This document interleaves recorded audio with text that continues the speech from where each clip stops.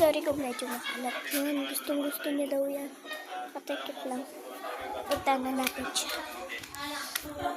Wait lang guys, cut muna natin. Ito na, this is your Ate Atina. And this is your Ate Zia for Ate. Wow.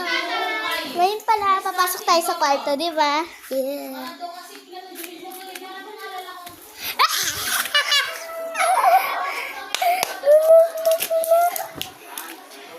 Di ba sabi ko nang gustong-gusto mo yan eh.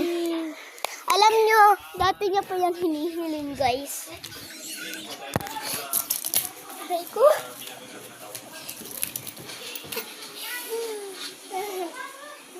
Ayun nga pala, bubuksan ko yung blower.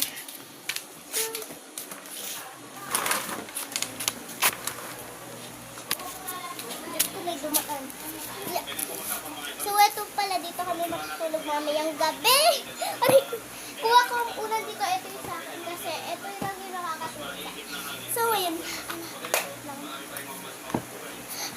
Ini-FB ko pa yung mga mama ko sa kapal.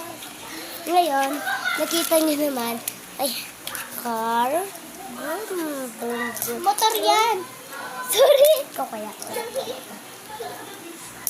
Aray ko, saka motor to, hindi naman to car eh. Motor, sabi ko. Sabi mo kaya car, panoodin mo man yung video. Ayan. Tara. FB. Ano? Bye-bye. Bye-bye.